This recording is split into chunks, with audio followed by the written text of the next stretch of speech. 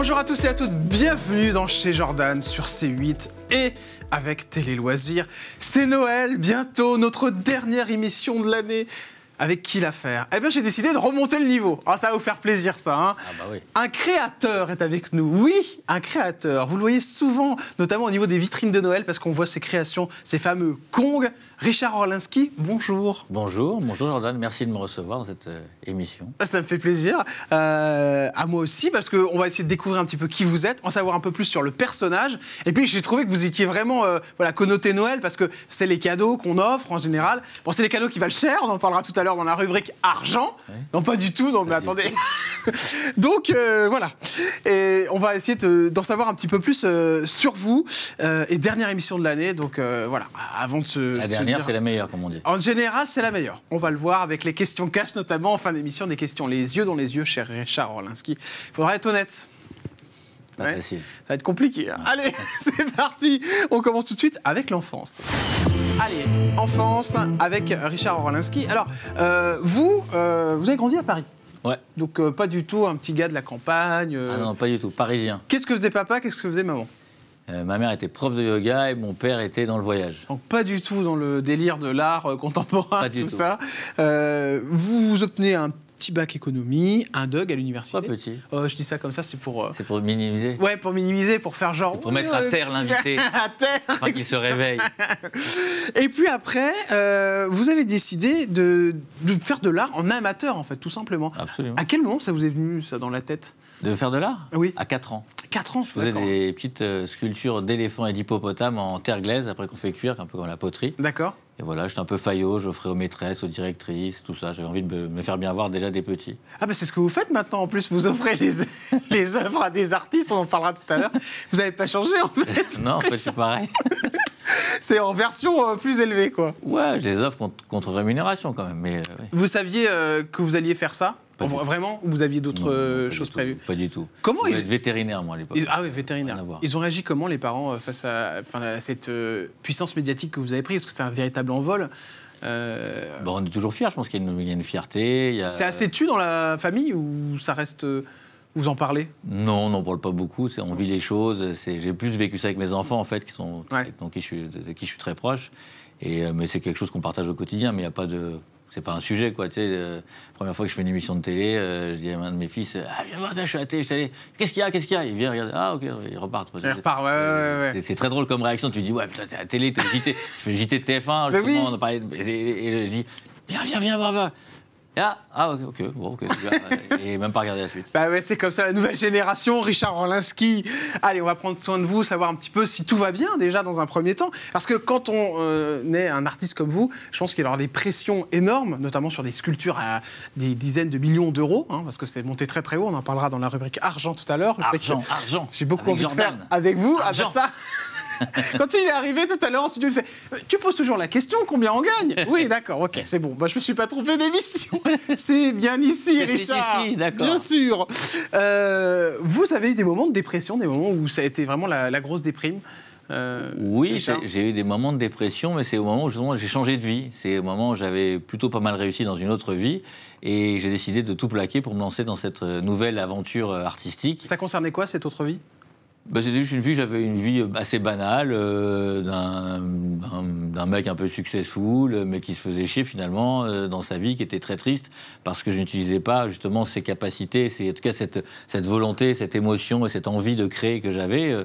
Voilà, donc j'ai fait une espèce de burn-out, et je me suis dit, il faut que je change, et donc j'ai eu, on va dire, le courage, parce que c'est pas évident de changer quand tout va, on va dire, plutôt bien. Donc j'étais très critiqué par les amis, par l'entourage, de vouloir se dire, mec, t'es fou, qu'est-ce que tu fais là? Tu vas faire des sculptures? Non, mais enfin, c'est une blague. En 19 janvier 1966. Oui. Ça vous dit quelque chose? Non, pas du tout. Non, je suis désolé, Jordan, mais... 56 ans. Oui. Ah, mais ça vous énerve là. Je suis sûr que vous êtes 36 ans. Hein? 36. Non, pas 36. Je suis sûr que vous êtes un mec qui a du mal avec le temps qui passe. Je me trompe? Ouais, c'est vrai. Qu'est-ce qui vous dérange avec ça? Oh, on n'aime pas vivre, c'est une petite fuite en avant, quelque chose. Mais bon, je suis pas mal pour mon âge, ça va. Je veux dire, c'est très humble aussi. Oui, grande humilité. Bien sûr. Partout où je vais, on me donne 15 ans, 20 ans, donc tout va bien, quoi, je veux dire. Vous avez fait des trucs ou pas, sincèrement? Rien du tout. Vous n'avez pas fait une petite... Non. Contrairement à ce que beaucoup de gens disent, les ex-compagnes, les mecs disent « Ah, mais il est au Botox, le machin. » Ah ouais, elles disent ça, vos ex-compagnes? Oui, parce que quand on voit l'évolution, bon, bref, allez. Voilà. Ça tombe bien, parlons-en des ex-compagnes, c'est le sujet suivant. Allez, Richard, c'est parti. Vous n'avez pas besoin de moi pour faire l'émission? Non. Ah, l'amour. Ouais. On y va. Bon, on peut commencer par parler ex. Il y en a beaucoup? Quelques-unes. Quelques-unes.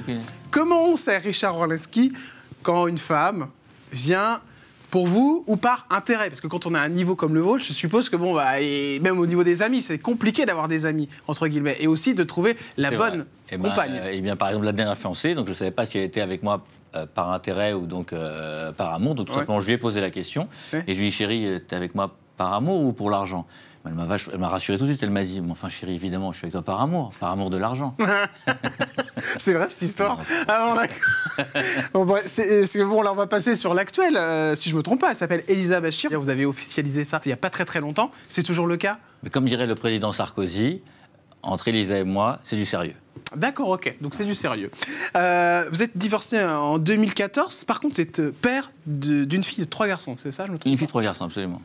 Comment ça se passe avec les enfants? Ils le vivent bien, le côté successful du papa, ou au contraire, ils n'en ont rien à faire? Ça a eu un moment qui était un peu compliqué, parce que quand on va quelque part, à droite, à gauche, et qu'on dit « tu t'appelles comment ?»« Ah, ben t'es le fils de... » C'est assez compliqué. Fils de, ouais. C'est assez emmerdant. Parce que vous êtes très connu avec le nom de famille, c'est vrai que vous avez fait aussi beaucoup de télé, donc du coup, maintenant, on connaît votre visage. Donc, du coup, c'est vrai que c'est un petit souci, et j'en ai parlé récemment avec ma fille, mais bon, après, c'est au démarrage. Maintenant, c'est quelque chose qui est assumé, mais ils vivent de leur propre... Ça peut être un souci, ça aussi, pour les enfants, qu'on les voit par intérêt, parce que papa est connu, et ils vous en ont parlé de ça? Ils m'en ont pas parlé, mais si, oui, mais je le vois. Non, mais je le vois, tu sais comment je le vois? Je le vois par des gens qui approchent mes enfants pour me parler. C'est surtout ça, drôle, moi, je vois le manège parce que je suis un petit peu psychopathe. Donc je vois un petit peu, mais je vois parfois des manèges d'intérêt, effectivement. Peut-être qu'eux ne le voient pas, ils sont un petit peu plus, on va dire, moins corrompus et moins à même de se rendre compte de ce genre de choses. Alors revenons 2 secondes sur Elisa. Est-ce que vous êtes quelqu'un de difficile à vivre dans le couple? Moi, je suis difficile à vivre, oui. Je suis très exigeant avec moi-même, donc avec les autres. D'accord. Mais vous êtes un jaloux? Jaloux? Non, pas spécialement. Non, je pense pas être jaloux, non. Vous faites attention quand même à ce qui se passe autour de vous, je suppose. Oui, il faut juste être éveillé, voilà. Vous avez eu des demandes un peu bizarres? Des demandes un peu bizarres, à quel niveau? En général, les gens, vous savez, des fois, vous avez il y a pas mal d'artistes qui sont venus ici, qui m'ont parlé de fans, qui envoyaient des lettres d'amour, des trucs comme ça. Ça, on en a eu, j'ai eu des lettres d'amour, des demandes... en mariage. Des demandes en mariage, non, on a des trucs complètement fous, des gens qui arrivent en s'effondrant, pleurant, avec un espèce d'arbre devant toi. J'ai des trucs... Oui, non, mais j'ai des trucs... alors ça, c'était, dans les demandes plus personnelles. Après, j'ai eu des gens, par exemple, en sculpture, qui m'ont demandé de faire des choses un peu... bizarre. Solide, quoi. Des toilettes transparentes, des seins de sa femme. Le sexe de son mec. Oui, j'ai déjà eu des... Ça, c'est extraordinaire. Alors, en tant que sculpteur, on demande un peu... Est-ce que vous serez capable de demander un peu tout et n'importe quoi? Exactement. On va parler de cette success story avec, évidemment, les coulisses de la télé. C'est maintenant, sur C8. Allez, coulisses de la télé, c'est depuis 2015, en gros, si je ne me trompe pas, que vraiment ça a explosé. Peut-être que je me trompe de date? Non, il n'y a pas... par rapport à la télé? Depuis 2015, vous êtes l'artiste le plus vendu dans le monde. En termes de vente, mais disons qu'en termes d'exposition médiatique, ça a commencé quand même bien avant. Après, c'était une succession. C'est vrai que le fait d'avoir été en contact avec des gens très, très médiatisés, ça a certainement dynamisé un petit peu. Mais bon, c'était quelque chose de global. Tout s'est fait de manière très exponentielle et ça continue. Il n'y a pas de, je pense, d'éléments vraiment déclencheurs. Parlons-en de ces petites sculptures qui ont fait un carton. Alors, je dis petites sculptures, évidemment, parce que quand vous allez voir la taille de ce Kong, par exemple, qui était sur les Champs-Élysées, c'est un truc de fou. Ça, c'était l'expo, je crois que c'était l'année dernière, si je ne me trompe pas. Alors celle-là, c'est pas les Champs-Élysées, c'est une autre exposition, mais c'est pas grave, c'était la Concorde. À Concorde. Mais il y a eu Champs-Élysées aussi, il y a eu d'abord Champs-Élysées et ensuite Concorde. Le Kong, c'est l'emblématique. C'est l'icône, de la marque. C'est l'icône, ouais. Et puis vous avez fait plein d'autres animaux. Il y a aussi le crocodile. Et puis on peut aussi retrouver l'ours, évidemment. Alors, c'est sur les Champs-Élysées. C'était au moment de Noël, si je ne me trompe pas. Ouais, ça a duré 3-4 mois. Parce que j'ai même vu un Kong avec un beau petit bonnet. Ouais, voilà. ouais, et ça, c'est l'ours magnifique aussi, juste devant ce restaurant-là, le Phuket. Oui, le restaurant Phuket, inconnu ce restaurant. Totalement inconnu. Vous allez exposer à Aspen, aux États-Unis, Val d'Isère, Courchevel, enfin, il y en a partout. Et c'est vrai qu'il y a des personnalités très, très influentes qui ont fait partie de vos, je dirais, acheteurs. Alors, je ne sais pas si vraiment ils ont acheté ou si vous les avez donnés, mais si je vous parle de Sharon Stone, par exemple. C'était ma première cliente célèbre, Sharon Stone. Elle avait organisé un dîner pour une levée de fonds au Festival de Cannes. Et on avait mis en exposition des crocodiles. J'avais que ça à l'époque, de toute façon, c'était ma seule sculpture. Et elle a acheté l'intégralité des pièces. Et après, elle m'a racheté d'autres pièces. Et c'est très sympa. Il y avait elle, il y a eu Andy Garcia, que j'ai revu. Alors, très drôle, je l'ai revu à Los Angeles le mois dernier. 15 ans après, parce que j'avais fait le festival du film de Deauville avec lui et qui m'avait reçu en robe de chambre dans sa chambre. C'est un truc lunaire. Ça, c'est trop fort. C'était en plein vernissage. Il a dit non, mais je veux voir l'artiste et tout. Il s'était endormi. Il m'a dit bon, moi j'avais fait un coup de poker. J'avais dit non, moi je reviens pas et je m'en vais. Vous l'aviez joué. Andy Garcia. Il m'a dit bon, viens tout de suite. Je suis monté et du coup, et je l'ai revu la dernière fois. On en a reparlé. Il m'a dit justement, il y a un problème de peinture. J'ai mis dehors. Est-ce que tu peux me le réparer?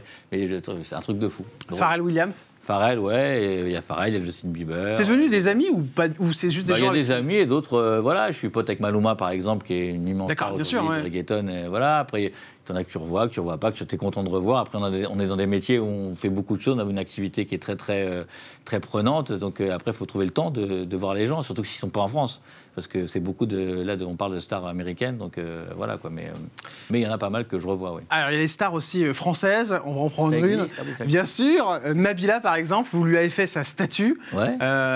Et puis Nabila et Thomas qui sont passés aussi vous voir dans les différentes galeries. Ça prend du temps de faire une statue, Richard Orlinski. Par exemple, celle de Nabila, ça a pris combien de temps? Alors Nabila, c'est un truc très particulier parce qu'on a expérimenté le scan 3D, ça veut dire on a mis des scanners autour du corps de Nabila pour pouvoir la reproduire. Donc c'est tout un process qui a pris un peu de temps, etc. Mais c'est pas comme ça qu'on travaille. On scanne pas. Je vais pas scanner des éléphants ou scanner des gorilles. Là, c'était vraiment parce qu'on voulait avoir la reproduction fidèle de Nabila, bon, voilà, en vrai, c'était un truc, c'était un joke, c'était un pari à un moment. Ça a été aussi une scène qui a été tournée pour une émission de télévision, donc voilà, bon, c'était un moment de partage assez drôle. Elle l'a acheté ou vous lui avez offert? Alors, pour l'instant, c'est encore moi qui l'ai. D'accord, ok. Voilà. Pour l'instant. C'est encore moi qui l'ai.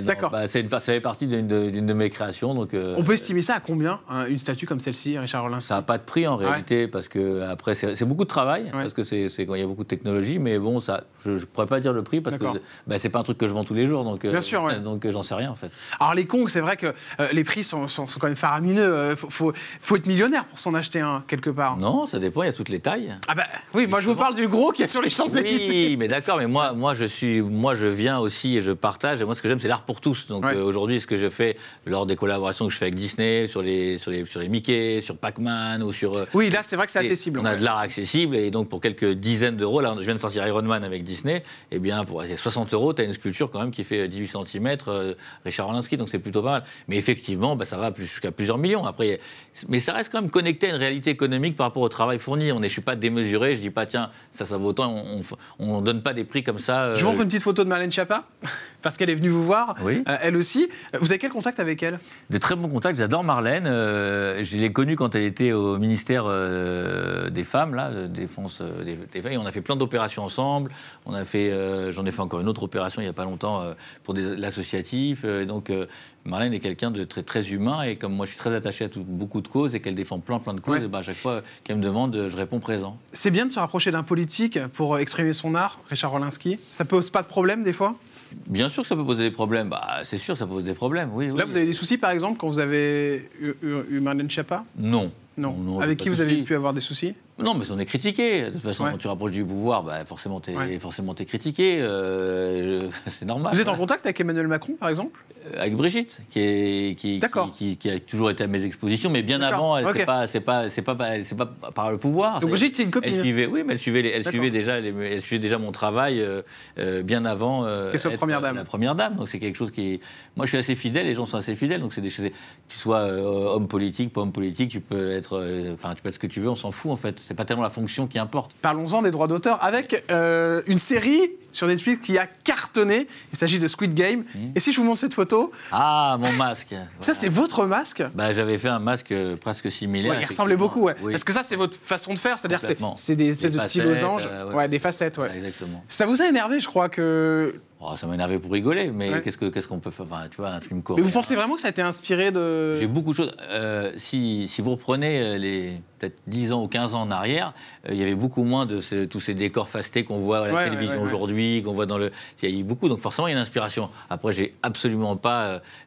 je peux pas revendiquer quoi que ce soit, mais en tout cas, c'est sûr que c'est des inspirations. Si tu réfléchis aussi à des animaux de couleur il y a 20 ans, même sans facettes, il n'y en avait pas dans les magasins aujourd'hui. Donc oui, c'est vrai qu'il y en a plein. Et ça, quand vous vous promenez dans les magasins, partout, vous voyez ça, parce qu'on en voit des copies, franchement. Partout. Ouais. Donc aujourd'hui, ça, tu réfléchis, tu te positionnes quelques années en arrière, ça n'existait pas. Donc j'ai inspiré en tout cas. Après, voilà. Après, mais vous attaquez ou pas du tout les bien copies? Sûr. Quand c'est des copies serviles, oui, bien sûr, j'attaque. J'attaque quand on peut attaquer. Il y a des pays où c'est impossible d'attaquer. En Chine, par exemple, c'est tu peux impossible. attaquer quoi? À part perdre ton argent, tu peux rien faire d'autre. Une autre personnalité avec qui vous êtes très proche, c'est Cyril Hanouna. On voit là sur cette photo, vous êtes très mis en valeur d'ailleurs. Il vous compresse la tête. Jordan, on va se fâcher.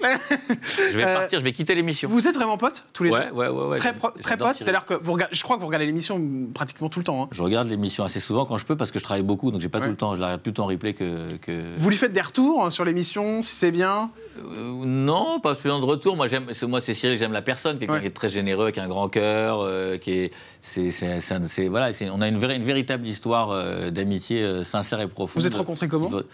J'en sais rien, on s'est rencontrés il y a tellement longtemps, j'ai pas souvenir. Et puis c'était aussi une des premières personnes qui m'a acheté de l'art. Donc, il en a chez lui à la maison? Ouais, une très grande générosité. Cyril, c'est le premier gars qui m'a dit, tu sais, quand quelqu'un, on parlait des célébrités tout à l'heure, qui te disent tu peux m'avoir ou gratuit, me faire. Il m'a dit, il voulait, je sais plus quelle sculpture. Moi, j'explique que je ne veux pas de prix. Je veux payer le prix comme tout le monde. Je veux payer le prix public. C'est normal, tu travailles, c'est normal que tu gagnes de l'argent. C'est la première personne qui m'a tenu ce langage et j'ai beaucoup de respect pour ce qu'il a fait, pour ce qu'il a dit, parce que j'ai jamais entendu une deuxième fois. C'est-à-dire que dans ma vie, depuis le temps que je fais ce métier, c'est la seule personne qui me... Les gens veulent toujours avoir un prix, avoir une remise. Il m'a dit, moi, je ne veux pas de prix, je veux payer le prix normal, etc. Tu travailles, c'est normal. Et ça m'a beaucoup touché, ça m'a beaucoup marqué. Gros sujet, l'argent, c'est parti, avec Richard Orlinski. Wouhou! Ah non, pas d'argent. J'ai vu 15 millions d'euros. C'est tout? Oh non, 15 millions d'euros, la sculpture vendue la plus chère, c'est vrai? Ouais, c'est vrai. Oh, oui, c'est fou. Ouais. Mais là, c'est carton, là, vous êtes refait, là. Quand vous vendez refait, j'en sais rien. C'était une sculpture qui était en matériaux nobles, donc qui coûtait très cher à faire. D'accord, ok. Voilà. Mais bon, c'est sûr que oui, il y a des sculptures qui se vendent très cher, mais après, tu as des projets qui font 20, 30 mètres. Forcément, c'est proportionnel en réalité. Quand on s'appelle Richard Orlinski, est-ce qu'on gagne plus de 20 000 euros par mois?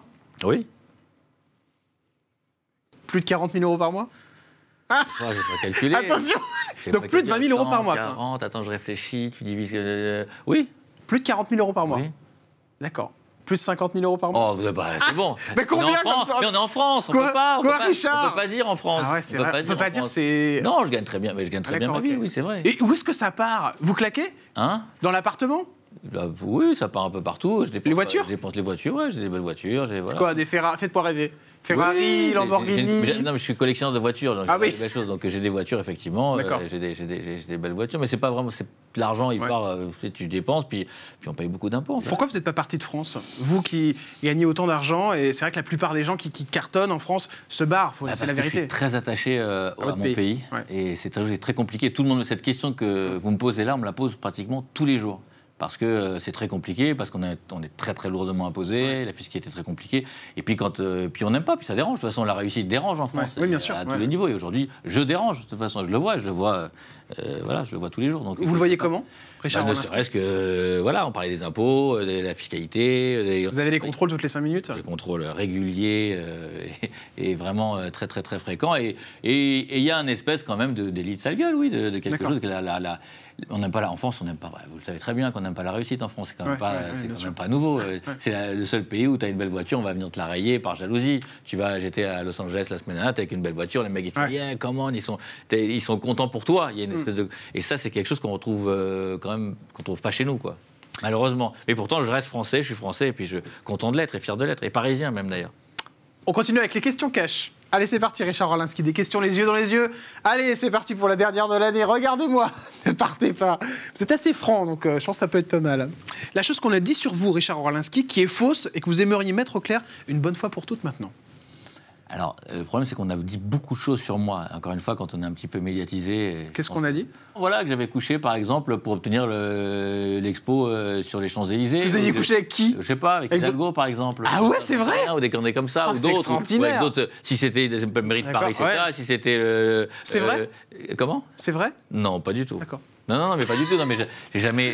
Non, mais les gens, il aurait fallu préparer, mais il y a tellement de choses qui ont été dites. Bien sûr. Voilà, aujourd'hui, donc j'ai pas la vérité. Les gens, je pense que la sincérité, et d'ailleurs c'est pour ça que je suis content et que je remercie mes fans et mon public, c'est qu'ils sentent la sincérité. La sincérité. Je pense qu'on peut pas, ça marche pas quand on n'est pas sincère. Évidemment, j'embrasse Anne Hidalgo, c'est une petite vanne, parce que je veux pas avoir de problème moi aussi.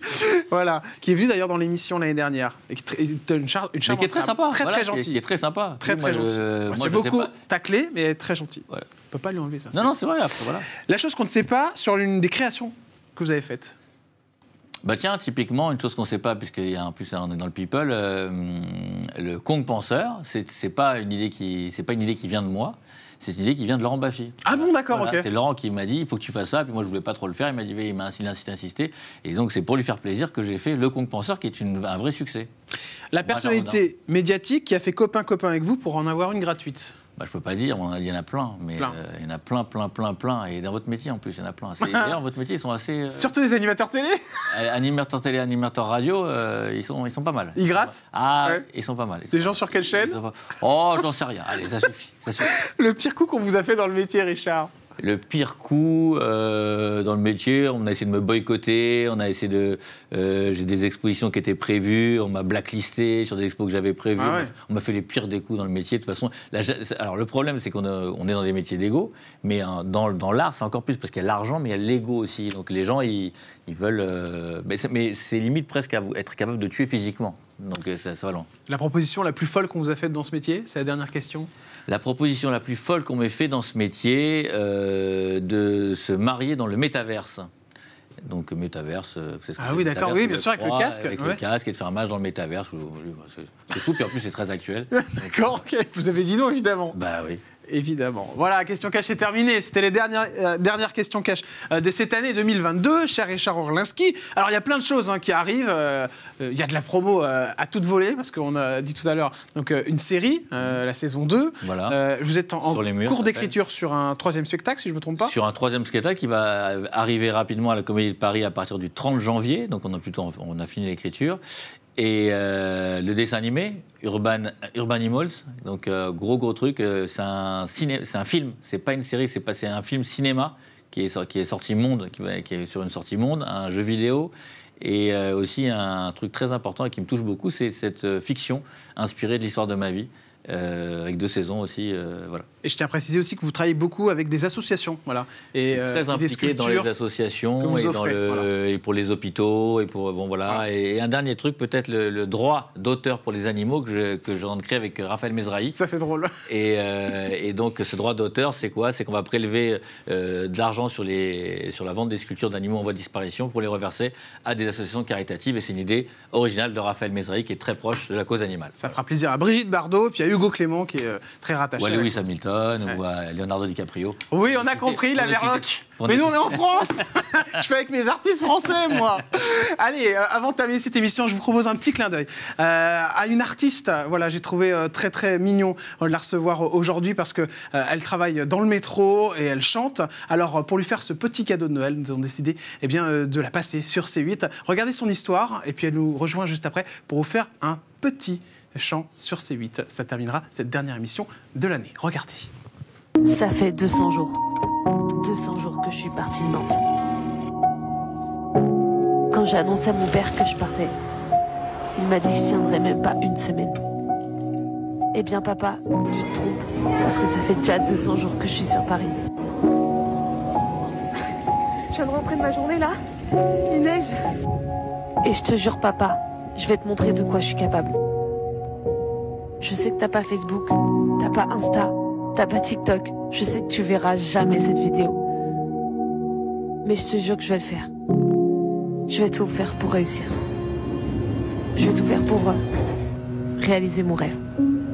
Merci beaucoup Thaïs d'être là. Alors maintenant, c'est à nous de nous faire plaisir avec un petit live. Je vous propose Voyage, Voyage, puisque c'est un très joli titre que Thaïs chante dans le métro. On va lui donner un petit peu de courage sur C8 et je pense à un petit cadeau de Noël, puisque votre papa ne regarde pas les réseaux sociaux. Eh bien, s'il regarde la télé, en tout cas, il va vous voir. Allez, c'est parti, c'est à vous, chère Thaïs. Au-dessus des vieux volcans glisse des ailes sous le tapis du vent. Voyage, voyage, éternellement.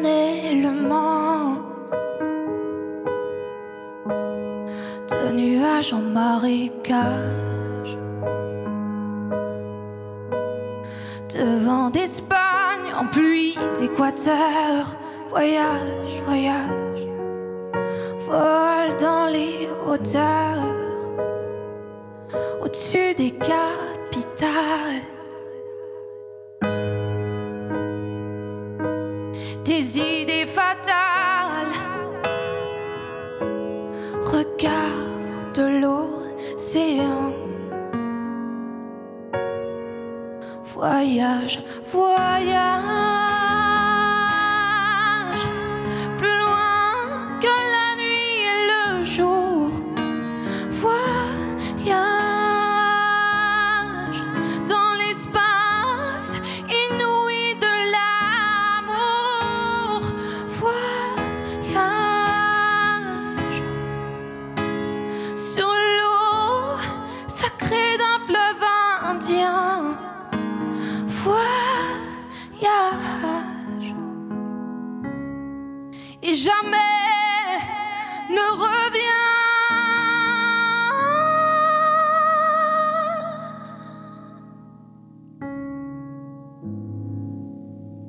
Thaïs, voilà, merci beaucoup d'être venu sur C8 nous faire ce petit extrait de Voyage, Voyage, une très jolie remix, on peut appeler ça comme ça, et j'espère que votre papa aura vu cet extrait. En tout cas, ça m'a fait très chaud au cœur de vous recevoir. On peut vous retrouver évidemment dans le métro avec ces jolies chansons. Je vous envoie plein de courage évidemment et plein de belles choses pour la suite, que ce petit coup de pouce sur C8 puisse vous emmener vers les étoiles. Merci à tous évidemment et à toutes d'avoir suivi cette saison de chez Jordan tous les jours avec des invités exceptionnels. Vous avez pu le voir en haut en couleur en général. J'espère que ce programme vous plaît. En tout cas, vous êtes fidèles et les audiences montent. Et ça me fait très plaisir tous les jours d'être avec vous. Je remercie très fortement les équipes de C8, notamment Alexandre Israël, Thomas Latrania, Vincent Pujol, Franck Apieto et évidemment Monsieur Gérald Brice-Viret. Une grosse bise à H2O, Lionel Stan ou encore notre cher Cyril Hanouna. Et puis l'équipe de Deluxe Productions, évidemment, qui est avec moi tout le temps pour recevoir ses invités. Léa, qui est à la programmation.